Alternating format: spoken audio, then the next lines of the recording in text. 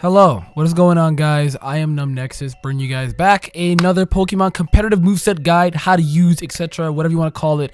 Basically, the best way that you can use Xurkitree UB-03 Lighting. I thought it was lightning for the longest. It's lighting. So of course, you should see right now on your screen the stat distribution, which we're going to be sit down and talk about. And if you guys are enjoying, make sure to give the video a thumbs up, subscribe as well for more content. And then definitely leave your own sets you would like to use as well down in the comments down below. If you see sets on here or you find more sets, then by all means you can leave them. These aren't the only ways you can run this, let it be known, but these are some of the best ways you definitely can run it. Looking at his side distribution, it's really not that bad. He's looking at 83 HP, so that's already pretty good HP because it can peak out at, or if you look at here, actually it can peak out at 370, so it's pretty good HP. He has 89 physical attack, 71 physical defense, 173 special attack. So there's gigantic special attack. You obviously know, where he thrives in. He's going to be hitting dumb stupid hard. 71 special defense and 83 speed. So overall, looking at the stat distribution, two of the same stats in defenses. HP and speed are the exact same. And then of course, attack is pretty low. Attack is actually the second highest. As well as the special attack, which obviously speaks for itself. That is a skyscraper for a stat bar. Good God. Luckily for himself too, he only has one weakness. So luckily for him, a Pokemon being not this relatively bulky, he has one weakness. Pokemon that usually have his defense stats have a mass amount of HP that could be something bulky. He also type in that helps him along with it, kind of like a Mungus there. So he unfortunately does not have that, but he's only weak to ground, so that helps him out, and he does resist steel and flying types.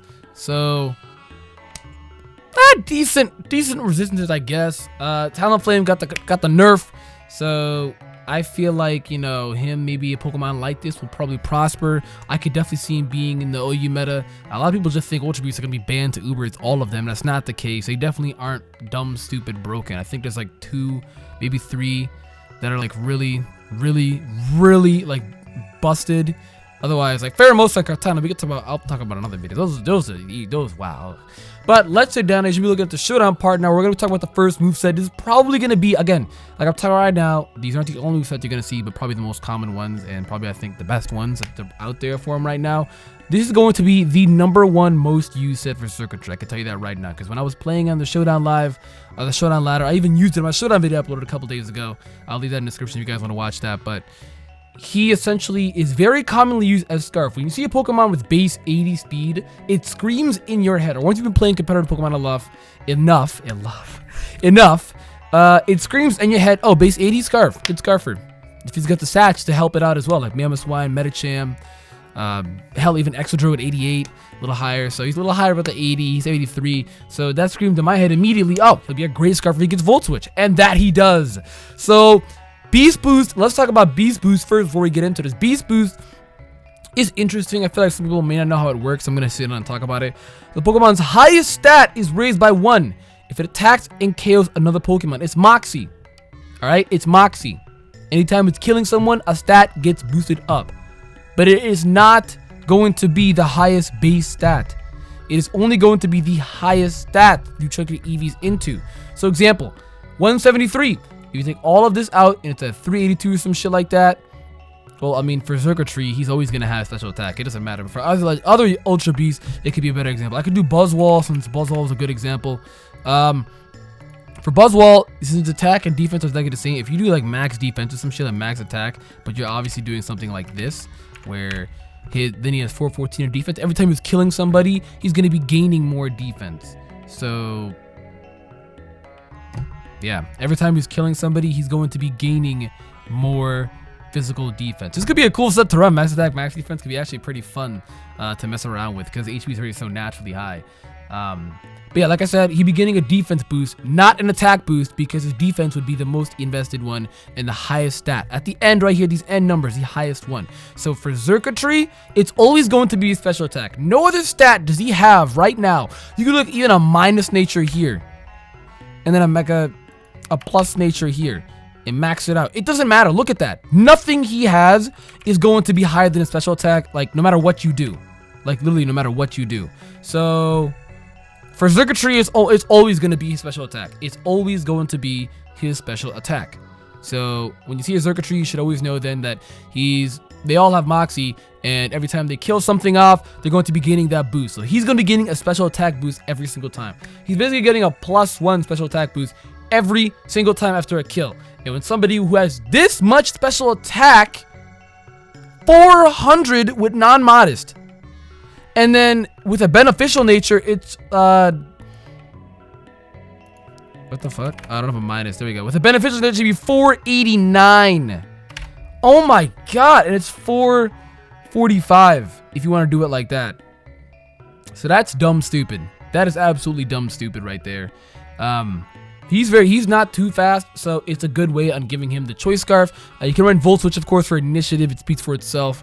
It's gonna be a very hard hitting Volt Switch as well. Again, another very hard hitting Thunderbolt. Gonna be knocking out a bunch of these water threats that have kind of been running the meta a little bit, like Keldeo and Azumarill, as well as Rotom and stuff like that. Rotom not too much anymore, but still there.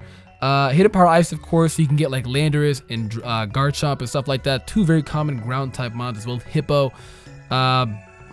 Essentially, what you want to do is you want to be able to hit them, because things like that are going to be annoying. It's annoying too because Excadrill is very threatening to this Pokemon as well. I think you can honestly run does he learn any fight moves?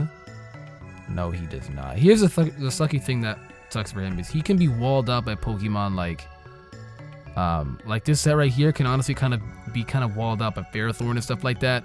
Excadrill will also be a problem for it as well, since you can't hit with a Thunderbolt or a Dazzling Gleam and Hidden Power Ice. It can definitely take it and it can murder it.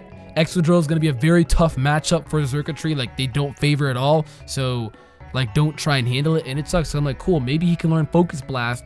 No, I don't see anywhere at all. I think maybe the best thing you can hit it with here is either Hidden Power Fight or Energy Ball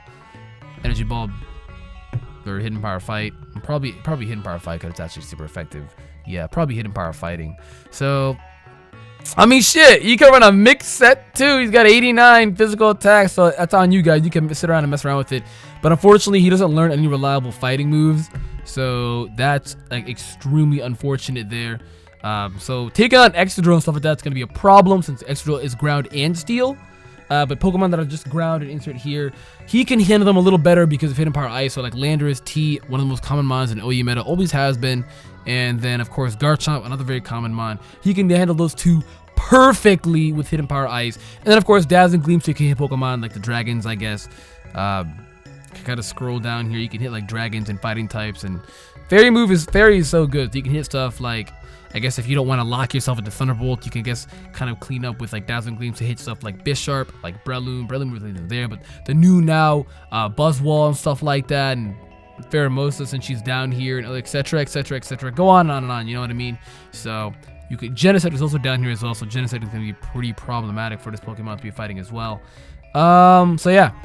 This is a good, again, another basic set here, but you really want to chunk most of it within your timid nature. So you want to chunk most of it within your timid nature, within your speed. That way that you can have the absolute max speed and have the absolute max scarf. This way you can also outspeed now base 80 scarfs, and since you're base 83 scarf, you'll be guaranteed to speed of mons like that. I put Dragonite in here because we outspeed Dragonite. I was like, but no, there's no fucking point, because it doesn't fucking matter. I just put him on there because he's a base 80 mon. That's why I put him on there. Base 80 mon speed. The next one I got is a pretty cool set. I've tried this out myself. It's an extremely devastating wall breaker set. Wall breaker Xurkitree is absolutely insane. Sure, it's a scarf set and he hits really hard, but this set hits way harder. Like, this is something to where he could actually handle his weaknesses in, where Hidden Power Heist will be doing a lot more damage to Excadrill once the tail goes up, but you'll never be able to attack an Excadrill unless they're crazy enough to switch it in, because Excadrill is always going to be faster than it, because base 88. So that's a sucky thing. I wish he had like at least 97, kind of like Buzzwole and Pheromosa, or Buzzwole and Buzzwole doesn't have that. I mean, like Solgaleo and Lunala, you know, but it's Solgaleo and Lunala. The next set here is a Tail Glow Wall Breaker set. He gets access to Tail Glow, somebody who has this much special attack. That's crazy. You thought it was insane on Manaphy. I remember Manaphy was banned in the 4th gen meta because of Tail Glow and Heart Swap or some shit like that. So yeah, let's not talk about that. But Tail Glow, pretty cool set. Obviously, of course, it raises your special attack by 3. Goodness, and you're getting the beast boost after every kill. So once you're absolutely maxed out with the Tail Glow, you can then be able to proceed to kill everything with the Life Orb, of course, as well. Kill everything on your field, everything coming in on your face, and constantly gain the Beast Boost special attack as well. This Pokemon is insane. You know, this is their way of nerfing it. All those other stats are like kind of bad. You know, probably the next best things are speed and HP, because no one, I mean, I guess if you run them on a mix, but there's honestly no point running a mix when you have something this busted. You know, like, you could find a way, you could, I guess, kind of find reasons validating it, but that's just me, because you can hit like water and ground types with Power Whip, I guess. But we're not talking about that, we're talking about this. Alien's Energy Ball. So you eat Thunderbolt, of course, with a good stab. I don't recommend Volt Switch, because then you're literally wasted your setup. Don't run like Initiative, I guess, if you want to set up or some stuff like that. Please don't. Run Thunderbolt. Don't be mixing up this set right here. Run Thunderbolt and Tail Glow if you want to have that stab. Definitely. You can also run Hidden Power Ice as well to get it, like I said, to get stuff like the ground types, like Lando T, Garchomp. It's going to be hitting Excadrill neutral. And with Tail Glow like this, if they're crazy enough to bring it in, it's going to be doing a lot of damage. It also hits Ferrothorn neutral, so you're safe on that. And after the Tail Glow, honestly, like, Thunderbolt is doing a lot of damage to the Ferrothorn after that Thunderbolt. Like, a lot of damage. It's going to be doing a lot of damage to a lot of things that are going to be resisting it and stuff like that because of how powerful it is. And, of course, Dazzling Gleam. You can change this one up, I guess, if you really wanted to. I like Dazzling Gleam because it can hit, again, like, all these fighting types and stuff like that. And all these dragon types, like Dragonite and stuff like that. And Chomp as well, so kind of don't lose much there. I mean, you could choose something else that you could put on. I mean, what else? His move pool really isn't the best.